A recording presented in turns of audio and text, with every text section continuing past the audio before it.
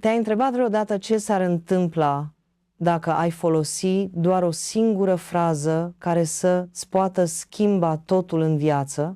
Astăzi voi împărtăși ceva care poate părea prea simplu ca să fie adevărat, dar care a schimbat mii de vieți în întreaga lume.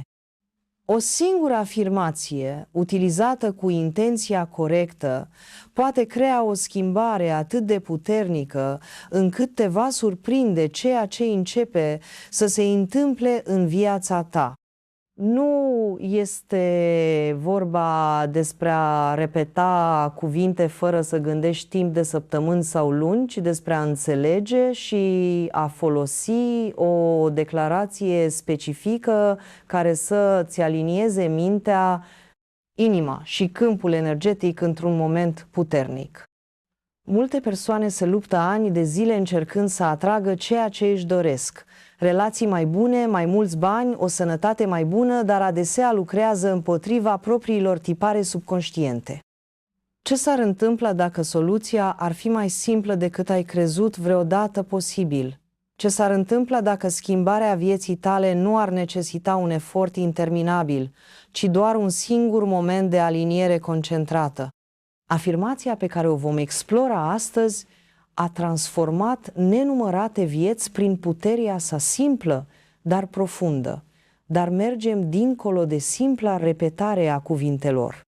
Explorăm cum și de ce funcționează asta pe mai multe niveluri, mental, emoțional și chiar la nivel cuantic. La finalul acestui video vei înțelege de ce atâtea persoane s-au surprins de ceea ce s-a întâmplat după folosirea acestei declarații simple, dar profunde. Vei învăța exact când și cum să o folosești pentru a obține cel mai mare impact și de ce sfaturile tradiționale despre afirmații pot omite cel mai important element. Ești gata să descoperi cum o frază folosită cu conștiință deplină și intenție poate deschide uși împotriva cărora ai împins ani de zile. Să începem această călătorie împreună și pregătește-te să te surprinzi cât de repede totul poate începe să vină la tine cu ușurință. Înainte de a intra în profunzime, abonează-te la canal și dacă ești gata să întâmpini ușurința în fiecare domeniu al vieții tale de azi înainte, scrie în comentarii: totul vine la mine cu ușurință. Acest simplu act de a-ți declara intenția public poate fi primul pas în transformarea ta. Cuvintele au avut întotdeauna o putere extraordinară de-a lungul istoriei umane. Fiecare civilizație a recunoscut această putere de la mantrele antice până la psihologia modernă. Când vorbești, nu doar miști aerul prin corzile tale vocale, ci trimiți vibrații care afectează atât lumea ta interioară, cât și mediul din jurul tău. Ai observat vreodată cum unele cuvinte se simt grele în gură, în timp ce altele par să-ți ridice imediat dispoziția? Această putere se multiplică când combini cuvintele cu o intenție clară. Gândește-te la diferența dintre a spune voi încerca versus voi fas. Primul implică îndoială, celălalt certitudine. Cuvintele pe care le alegem programează literalmente sistemul nostru nervos, antrenându-l să caute dovezi care să susțină ceea ce spunem. Când declari ceva cu convingere, creierul tău activează ceea ce oamenii de știință numesc sistemul de activare reticulară, partea creierului care filtrează informațiile și decide ce observi în mediul înconjurător. Dar impactul merge dincolo de percepția ta. Vibrația cuvintelor tale afectează câmpul tău energetic, ceea ce influențează modul în care oamenii și situațiile răspund la tine. Ai fost vreodată aproape de cineva al cărui câmp energetic pur și simplu se simțea bine, cineva care părea să atragă circumstanțe pozitive fără efort? Nu este un accident. Este rezultatul dialogului lor interior care creează o semnătură energetică specifică. Afirmația totul vine la mine cu ușurință funcționează pe mai multe niveluri simultan. La suprafață este o simplă declarație, dar când este spusă cu conștiință și sentiment, începe să demonteze credința adânc înrădăcinată că succesul trebuie să fie greu sau că lupta este necesară pentru realizare. Această credință este atât de comună încât majoritatea oamenilor nici măcar nu realizează că o poartă cu ei. Cuvintele modelează realitatea pentru că modelează așteptările tale, iar așteptările tale influențează ceea ce îți permit să primești. Când crezi că ceva este imposibil sau trebuie să fie greu, creezi obstacole inconștient. Dar când te deschizi către posibilitatea ușurinței, elimini aceste bariere. Nu este vorba despre gândire magică, ci despre alinierea conștientă a cuvintelor cu așteptările tale subconștiente. Este vorba despre crearea coerenței între ceea ce spui că vrei și ceea ce ești pregătit cu adevărat să primești. Și uneori tot ce este nevoie este un moment de aliniere perfectă, o declarație puternică care să schimbe totul. Afirmația centrală pe care o discutăm astăzi este înșelător de simplă. Totul vine la mine cu ușurință. Doar 7 cuvinte care, atunci când sunt folosite cu intenția potrivită, pot schimba drastic experiența ta a realității. Ce face ca această frază în mod special să fie atât de puternică și de ce produce rezultate atât de notabile când multe alte afirmații par să nu funcționeze? Ce asta atât în ceea ce afirmă cât și în ceea ce elimină? Declarând că lucrurile vin la tine cu ușurință, respingi simultan programarea culturală profund înrădăcinată că succesul cere luptă. Te-ai surprins vreodată crezând că dacă ceva vine prea ușor nu poate fi valoros sau că trebuie să câștigi lucrurile bune prin suferință?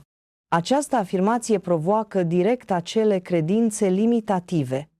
Când afirmi totul vine la mine cu ușurință, nu ești leneșă sau nerealistă, ci recunoști că starea naturală a vieții este fluxul, nu rezistența. Gândește-te cât de ușor bate inima ta, cum cresc copacii spre soare fără efort, cum râurile își găsesc drumul spre ocean. Natura nu se luptă, urmează calea cu cea mai mică rezistență, iar tu, ca parte din natură, poți să te aliniezi cu același principiu. Această afirmație funcționează pe mai multe niveluri. La nivel practic, te ajută să recunoști oportunități care altfel ar putea trece neobservate. Când nu ești obsedată de luptă ca singura cale, te deschizi către soluții mai simple. De câte ori ai trecut cu vederea o cale ușoară pentru că ai fost condiționată să crezi că răspunsul trebuie să fie complicat? La nivel emoțional, afirmația creează o senzație de permisiune relaxată. Tensiunea și anxietatea nu doar strâng mușchii, ci și capacitatea ta de a primi. Când ești mereu pregătită pentru dificultate, creezi blocaje fizice și energetice, dar când afirmi ușurința, corpul tău se relaxează, mintea se limpezește și devii un receptor mai bun. Să vedem cum ar putea arăta asta în viața reală. Imaginează că te confrunți cu o problemă financiară. Abordarea convențională ar putea implica griji, muncă excesivă sau sacrificarea bunăstării tale. Dar după ce folosești această afirmație cu sentiment autentic, poți observa că apar oportunități neașteptate. Poate o conversație duce la un client nou, un ramburs uitat sosește sau descoperi o metodă mai eficientă de a-ți gestiona finanțele, economisind timp și bani. Sau ia în considerare relațiile, un domeniu unde mulți experimentează luptă considerabilă. Dacă afirmi că conectarea cu ceilalți se pare ușoară, te-ai putea surprinde vorbind mai autentic, atrăgând persoane care te apreciază pentru cine ești, nu pentru cine încerci să fii. Conversațiile dificile devin mai simple când nu anticipezi conflictul. Ceea ce face cu adevărat transformatoare această afirmație nu este de câte ori o repeți, ci calitatea atenției și sentimentului când o spui. Când este spusă o singură, dată cu convingere totală, într-un moment de aliniere adevărată, între mintea ta conștientă și ființa ta profundă poate declanșa o reacție în lanț de schimbări pozitive. Îți amintești un moment când un gând hotărâtor ți-a schimbat totul? Această afirmație are ca scop să creeze exact acel tip de moment crucial. Pentru a înțelege de ce poate crea schimbări atât de profunde, trebuie să explorăm cum afectează creierul și sistemul tău energetic. Creierul uman este remarcabil de adaptabil, o calitate pe care oamenii de știință o numesc neuroplasticitate. Fiecare gând pe care îl ai creează literalmente căi neuronale, iar gândurile pe care le repeți întăresc aceste căi până devin modul tău implicit de a percepe lumea. Te-ai întrebat vreodată de ce unele persoane văd oportunități peste tot în timp ce altele văd doar obstacole? Nu este că trăiesc în lumi diferite, ci că au dezvoltat rețele neuronale diferite care filtrează experiențele lor. Când afirmi conștient, totul vine la mine cu ușurință, începi să creezi noi conexiuni neuronale care susțin această realitate. Creierul tău, probabil programat pentru luptă prin ani de condiționare, începe să construiască căi alternative. Cu cât incluzi mai multă emoție și detalii senzoriale când spui afirmația, cu atât mai puternice devin aceste căi noi. Aceasta explică de ce o singură repetare cu un sentiment profund poate fi mai eficientă decât repetarea mecanică de sute de ori. Creierul răspunde mai puternic la intensitatea emoțională decât la repetiție. Când simți pe deplin ușurarea, recunoștința și deschiderea ce vin odată cu a primi ușor, creierul tău înregistrează acest lucru ca fiind semnificativ și prioritizează construirea unei susțineri neuronale pentru acest nou tipar. Dincolo de creier, afirmația funcționează și la nivelul câmpului tău energetic. Conform științei bioenergetice, corpul tău generează câmpuri electromagnetice ce se extind dincolo de forma ta fizică. Aceste câmpuri sunt influențate de gândurile și emoțiile tale, creând tipare care interacționează cu energia din jurul tău. Când menții gânduri de luptă și dificultate, câmpul tău energetic devine restrâns și dezorganizat. Dar când afirmi ușurința și o simți cu adevărat în corpul tău, câmpul tău energetic se extinde și devine mai coerent. Această coerență este critică.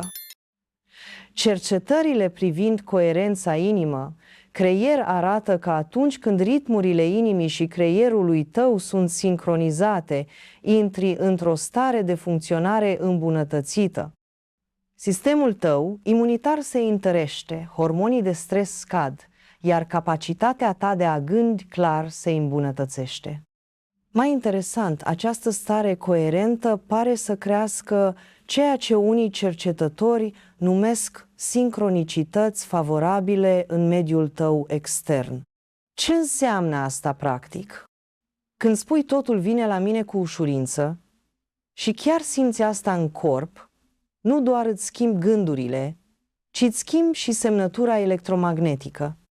Și pentru că totul în univers este fundamental energie ce interacționează cu altă energie, această schimbare poate modifica ceea ce atragi și modul în care se desfășoară evenimentele din jur. Aceasta nu este pseudoștiință, ci frontiera unde fizica cuantică se întâlnește cu conștiința umană. La nivel cuantic, particulele se comportă diferit când sunt observate. Atenția ta focalizată influențează literal comportamentul energiei și materiei. Când treci de la a aștepta dificultate la așteptarea ușurinței, schimbi modul în care privești și interacționezi cu câmpul cuantic al posibilităților din jur. Înseamnă asta că totul în viața ta va deveni instantaneu ușor, nu neapărat, dar înseamnă că vei începe să alegi căi cu rezistență mai mică, recunoscând soluții pe care poate le-ai trecut cu vederea înainte și descoperind că persoanele, Resursele și oportunitățile potrivite apar cu o sincronizare surprinzătoare. Nu merită să experimentezi singură ce se întâmplă când îți aliniezi creierul și câmpul energetic cu posibilitatea ușurinței. Principiul din spatele afirmațiilor puternice a fost predat de mulți maestri, dar Louise Hay l-a articulat cu o claritate aparte când a explicat că ceea ce gândești despre tine însuți devine adevărul tău. Munca ei revoluționară a dezvăluit cum gândurile noastre impactează direct experiențele noastre de la sănătate și relații până la bunăstarea financiară. Dar ceea ce a făcut ca abordarea ei să fie atât de eficientă a fost înțelegerea faptului că transformarea începe cu acceptarea exactă a ceea ce ești, menținând în același timp viziunea asupra a ceea ce dorești să devii. Esența învățăturii ei nu este complicată. Mintea ta creează continuu experiența ta prin credințele și așteptările tale. Când declari că totul vine la tine cu ușurință, nu încerci să manipulezi realitatea prin voință. Pur și simplu te aliniezi cu un sistem de credințe mai favorabil. Te-ai gândit câte dintre luptele tale actuale ar putea fi rezultatul unor credințe pe care nu le ai ales conștient? Această cunoaștere îți oferă o putere imensă. Poți examina rezultatele din viața ta și le poți urmări până la gândurile care le-au creat. Dacă anumite domenii din viața ta par constant dificile, fie sănătate, bani sau relații, poți fi sigură că există un tipar de gândire care creează acea experiență. Și vestea minunată este că tiparele pot fi schimbate adesea mai ușor decât credem. Puterea minții se extinde dincolo de gândirea pozitivă simplă. Este vorba de a recunoaște că gândurile tale sunt forțe energetice reale care afectează corpul tău fizic, deciziile și chiar circumstanțele care ți se întâmplă. Când înțelegi această conexiune, începi să-ți asumi mai multă responsabilitate pentru mediul tău mental. Gândește-te cum ai trata mintea ta dacă chiar ai crede că determină experiența ta de viață. Ai continua să o alimentezi cu gânduri de luptă, limitare și frică? Sau ai deveni mai selectivă, alegând gânduri care susțin ușurința, abundența și bunăstarea? Afirmația pe care o discutăm astăzi este puternică pentru că abordează un tipar fundamental, credința că viața trebuie să fie grea, și o înlocuiește cu posibilitatea ușurinței. Nu este vorba să negi provocările sau să eviți creșterea necesară. Este vorba să recunoști că lupta nu este o condiție prealabilă pentru valoare sau realizare. Unele dintre cele mai semnificative și impactante realizări se pot dezvolta cu o ușurință remarcabilă când suntem aliniați cu drumul nostru autentic. Poate că lupta pe care o experimentezi nu este un element necesar al succesului, ci doar rezultatul opunerii la fluxul tău natural. Ideea că o singură afirmație concentrată poate schimba viața ta poate părea nebunească până când iei în considerare câteva principii fascinante ale fizicii cuantice. La nivel subatomic, universul funcționează foarte diferit de ceea ce experimentăm în viața de zi cu zi. Unul dintre cele mai uimitoare descoperiri ale fizicii cuantice este că particulele există într-o stare de probabilitate până când sunt observate, un fenomen numit efectul observator. Ce legătură are asta cu afirmațiile potențial totul? Observarea afectează modul în care energia se manifestă în realitatea fizică. Deci, atenția ta focalizată, observația ta, ar putea influența cum posibilitățile se contopesc în experiența ta reală. Te-ai gândit vreodată că așteptările tale ar putea modela literalmente ceea ce ți se întâmplă la nivel cuantic? Un alt concept cuantic relevant este împletirea, descoperirea că particulele care au interacționat rămân conectate indiferent de distanță. Aceasta sugerează un univers unde totul este fundamental interconectat în moduri pe care abia începem să le înțelegem. Dacă totul este conectat, atunci schimbarea stării tale interioare printr-o afirmație puternică ar putea avea efecte în cascadă asupra întregii tale experiențe. Domeniul biologiei cuantice examinează acum cum procesele cuantice ar putea opera în sistemele vii. Unii cercetători propun că însăși conștiința ar putea fi un fenomen cuantic, ceea ce ar explica de ce intenția pare să aibă efecte ce depășesc ceea ce poate explica fizica convențională. Ar putea intenția ta conștientă să creeze efecte cuantice care reorganizează energia în noi tipare în viața ta? Deși trebuie să fim prudenți, să nu exagerăm ceea ce știința actuală poate dovedi, aceste domenii emergente oferă posibilități intrigante despre motivul pentru care tehnici precum afirmațiile concentrate produc rezultate ce par aproape magice. Prăpastia dintre practicile vechi de înțelepciune și fizica de ultimă oră pare să se micșoreze. Ceea ce contează cel mai mult nu este dacă înțelegem pe deplin mecanismul, ci dacă suntem dispuși să îl încercăm în propria noastră experiență. Fizica cuantică ne învață că universul este mult mai receptiv la conștiință decât credeam anterior. Dacă abordezi afirmația "totul vine la mine cu ușurință" ca o observație cuantică concentrată, nu doar ca niște simple cuvinte, te-ar putea surprinde cât de mult se reorganizează realitatea în jurul acestui nou punct de focalizare. Momentul în care folosești această afirmație poate amplifica drastic eficacitatea ei.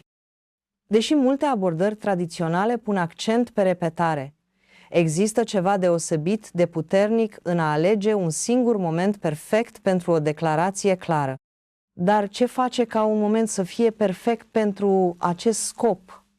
Și cum poți recunoaște când a sosit acel moment? Momentul ideal pentru a folosi această afirmație este atunci când ești într-o stare de neutralitate emoțională sau ușoară pozitivitate. Nu când ești profund frustrată sau anxioasă. De ce? Pentru că starea ta emoțională acționează ca un amplificator al cuvintelor tale. Ai observat cât de diferit se simte o declarație când ești calmă versus când ești supărată? Acest lucru se datorează faptului că emoțiile tale sunt semnături energetice care susțin sau contrazic declarațiile tale verbale. Dimineața este adesea excelentă pentru mulți. Acest spațiu liniștit dintre somn și trezire completă, când mintea ta este receptivă și încă nu este copleșită de cerințele zilei. Creierul tău este încă în stări de unde cerebrale teta sau alfa, care sunt mai receptive la noua programare decât starea beta a conștiinței normale de veche. Unii descoperă că rostirea afirmației cu voce tare imediat după trezire, în timp ce încă stau în pat, creează o bază de ușurință care colorează întreaga zi. Un alt moment puternic este în timpul tranzițiilor între activități. De exemplu, înainte de a începe o sarcină provocatoare, respiră adânc și afirmă că acea activitate vine la tine cu ușurință. Aceasta creează o resetare mentală care previne să aduci tensiune sau rezistență situației noi. Poți identifica momente de tranziție în ziua ta care ar fi perfecte pentru această practică. Poate cel mai puternic moment pentru a folosi această afirmație este în ceea ce psihologii numesc stări de vârf, momente de inspirație naturală, recunoștință sau conexiune. Ai experimentat vreodată o senzație bruscă de expansiune în timp ce te plimbi în natură, asculți muzică frumoasă sau te simți profund conectată cu cineva?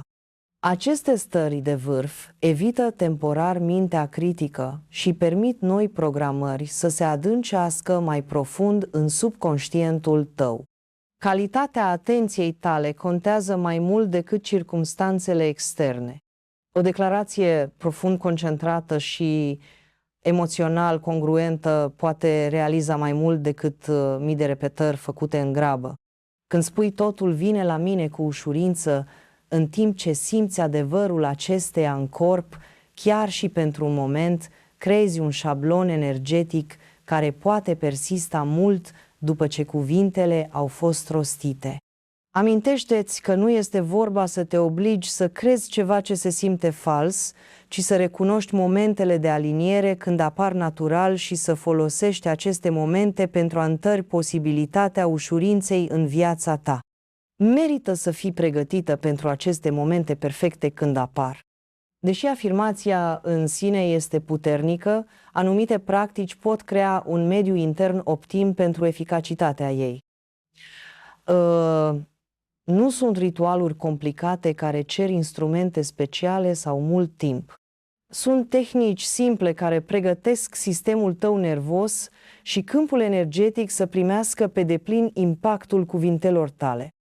Cum s-ar schimba experiența ta dacă ai aborda această afirmație cu aceeași intenționalitate cu care tradițiile străvechi abordau cele mai sacre practici? Totul începe cu respirația conștientă. Înainte să rostești afirmația, respiră adânc de 3 ori, inspirând pe nas și expirând pe gură. Aceasta activează sistemul nervos parasimpatic, mutându-te de la luptă sau fugă la odihnă și receptivitate. În această stare relaxată, mintea subconștientă devine mai receptivă la noua programare. Ai observat cât de diferit percepi lumea când ești relaxată versus stresată? Postura fizică influențează, de asemenea, semnificativ modul în care primești și încorporezi afirmațiile. Stai dreptă sau așezată cu coloana vertebrală dreaptă, umerii relaxați și pieptul deschis. Această postură nu doar îmbunătățește fluxul de oxigen, ci creează și o deschidere energetică care sporește receptivitatea. Unii descoperă că ținerea mâinilor peste inimă în timp ce rostesc afirmația creează o conexiune emoțională mai profundă cu cuvintele. Ia în considerare să creezi o vizualizare scurtă pentru a însoți afirmația ta. În timp ce spui totul vine la mine cu ușurință, imaginează-ți că mergi pe un drum unde ușile se deschid fără efort înainte să ajungi la ele. Observă oportunitățile, resursele și soluțiile care curg către tine ca niște fluxuri de lumină aurie. Simte ușurarea și recunoștința de a experimenta viața fără luptă. Cu cât implici mai multe simțuri în această vizualizare, cu atât mai multe rețele neuronale vor fi implicate în crearea noii tale realități. Poți amplifica impactul implicând simțul tactil. Unii găsesc că punerea mâinilor ușor pe plexul solar, centrul energetic asociat cu puterea personală, îi ajută să încarneze senzația de a primi cu ușurință. Alții preferă să țină în mâini un obiect mic, ca o piatră netedă sau un cristal, în timp ce spun afirmația, creând o ancoră tangibilă pentru energia cuvintelor. Sunetul adaugă o altă dimensiune. Experimentează cu tonuri și volum diferite când spui afirmația. Un șoptit poate crea intimitate cu tine însăți, în timp ce vorbitul cu o voce clară și sigură te poate ajuta să revendici pe deplin adevărul cuvintelor tale. Unii descoperă că cântatul afirmației sau rostirea ei, într-un anumit ritm, îi amplifică impactul. Ce se simte mai autentic și mai puternic pentru tine, amintește-ți că aceste practici nu sunt despre a adăuga complexitate, ci despre a crea condiții în care o singură afirmație oportună poate pătrunde profund în conștiința ta.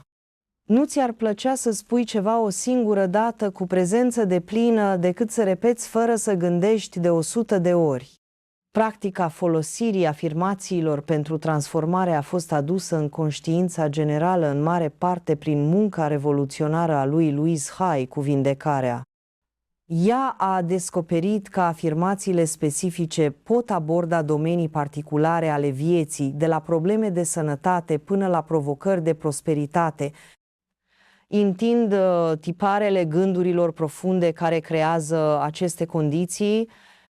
Abordarea ei ne amintește că totul vine la mine cu ușurință este doar una dintre multele declarații puternice pe care le putem folosi pentru a remodela experiența noastră. Ce face ca anumite afirmații să fie mai eficiente decât altele? Nu sunt doar cuvintele în sine, ci modul în care rezonează cu situația ta specifică. Deși totul vine la mine cu ușurință, funcționează ca o cheie universală care poate deschide mai multe domenii ale vieții, s-ar putea să dorești să creezi variații care să abordeze circumstanțe specifice. De exemplu, banii vin la mine cu ușurință sau vindecarea vine la mine cu ușurință pentru a concentra energia mai precis pe preocupări particulare. Te-ai gândit care ar fi domeniul vieții tale care ar beneficia cel mai mult de aplicarea acestui principiu al ușurinței? Afirmațiile cele mai eficiente au anumite calități comune. Sunt exprimate la timpul prezent ca și cum ar fi deja realitate. Se concentrează pe ceea ce vrei, nu pe ceea ce nu vrei. Și evocă o emoție pozitivă autentică atunci când le spui. O afirmație care ți se pare complet falsă va crea probabil rezistență internă, nu transformare. De aceea, a începe cu totul vine la mine cu ușurință poate fi atât de eficientă. Este suficient de largă încât să poți găsi vreun domeniu al vieții tale în care ai experimentat ușurință, facilitând acceptarea ei. Deși ne concentrăm pe puterea unei singure afirmații oportun, în acest video există și valoare în a dezvolta o practică mai largă a limbajului conștient. Observă cum vorbești despre viața ta pe parcursul zilei. Folosești expresii precum mă lupt cu, este atât de greu sau parcă nu pot. Aceste expresii cotidiene programează subconștientul tău la fel de sigur ca afirmațiile formale. Ce s-ar întâmpla dacă ai începe să le înlocuiești cu declarații care presupun ușurința? Amintește, zi că afirmațiile funcționează cel mai bine când sunt combinate cu acțiuni corespunzătoare.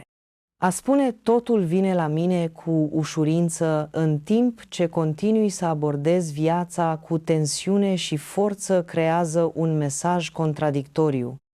Caută oportunități de a alege căi mai ușoare, de a elibera tensiunea inutilă, de a accepta ajutorul când se oferă. Acțiunile tale sunt afirmații puternice pe care subconștientul tău le înțelege și mai clar decât cuvintele. Este timpul să aliniază ceea ce spui cu modul în care trăiești. Titlul acestui video promite că te vei surprinde folosind această afirmație doar o dată. Este doar o hiperbolă sau este adevăr în această afirmație? Răspunsul constă în a înțelege natura surprizei pe care o experimentează majoritatea oamenilor.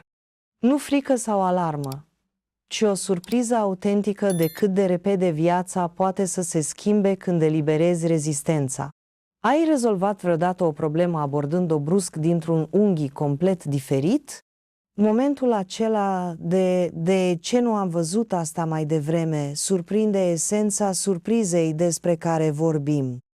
Ceea ce cu adevărat surprinde oamenii nu este că primesc lucruri bune, ci cât de diferit se desfășoară viața când încetează să aștepte și să creeze luptă. Mulți dintre noi am fost programați din copilărie să credem că valoarea vine prin dificultate, dacă vrei ceva trebuie să plătești prețul, viața nu este ușoară. Aceste credințe sunt atât de adânc înrădăcinate încât creăm inconștient obstacole chiar și când există o cale mai simplă disponibilă. Surpriza vine când realizăm câtă parte din lupta noastră a fost autogenerată. Adesea oamenii sunt surprinși de momentul și neașteptatul schimbărilor care urmează acestei afirmații. Nu este neobișnuit ca o soluție creativă să apară la câteva ore după ce ai afirmat sincer că totul vine cu ușurință. Sau să sune cineva exact cu oportunitatea de care ai nevoie. Sau să vezi brusc un drum clar prin ceea ce înainte părea o situație imposibilă. Sincronicitățile pot părea aproape magice. Dar poate surpriza cea mai profundă vine din interior, revelația câtă energie am risipit în rezistență. Când într-adevăr încarnezi afirmația și permiți ușurinței să intre în viața ta, te vei uimi câtă energie, creativitate și bucurie îți devin disponibile. Este ca și cum ai fi înotat împotriva curentului ani întregi și deodată realizezi că poți să te întorci și să lași curentul să te ducă. Aceasta nu înseamnă că provocările dispar complet. Dar natura modului în care experimentezi acele provocări se transformă radical. Ce odată părea un obstacol devine o oportunitate de creștere.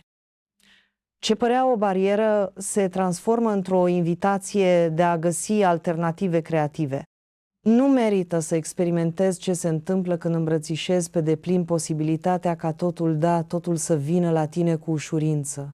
La finalul acestei explorări, te invit să te gândești ce s-ar putea schimba dacă chiar ai îmbrățișa ideea că totul poate veni la tine cu ușurință. Nu este vorba de iluzii sau de a nega complexitatea vieții. Este vorba despre a schimba fundamental modul în care te relaționezi atât cu provocările cât și cu oportunitățile. Este vorba despre a alege fluxul în locul forței ca abordare implicită a vieții. Afirmația "totul vine la mine cu ușurință" oferă o cale directă spre această schimbare. Fie că o folosești o singură dată într-un moment de aliniere perfectă, fie că o încorporezi în practica ta zilnică, puterea ei stă în a provoca una dintre cele mai limitative credințe colective: că lupta este necesară pentru succes și satisfacție. Ce vise ai putea urmări dacă ai crede că se pot dezvolta cu grație, nu cu efort epuizant? Am analizat cum această declarație simplă funcționează pe multiple niveluri, reconectând căile neuronale, creând coerență energetică și chiar influențând potențial posibilitățile cuantice. Am explorat modalități practice de a-i spori eficacitatea prin respirație conștientă, vizualizare și sincronizare conștientă. Dar, în ultimă instanță, dovada puterii ei va veni prin propria ta experiență. Te încurajez să o încerci tu însăți. Găsește un moment de liniște, concentrează-te cu câteva respirații profunde și rostește aceste cuvinte cu prezență totală: totul vine la mine cu ușurință. Observă cum se simte în corpul tău. Observă ce se dezvoltă în orele și zilele următoare. Fii deschisă să primești în moduri neașteptate. Amintește-ți că a accepta ușurința nu înseamnă a deveni pasivă. Înseamnă să-ți aliniezi acțiunile cu fluxul natural al vieții, nu să te împotrivești lui. Înseamnă să recunoști când efortul este necesar și când creează, de fapt, rezistență. Ești gata să te surprinzi cât de diferit poate evolua viața când eliberezi credința că trebuie să fie greu. Calea ușurinței te așteaptă și începe cu o singură și puternică afirmație: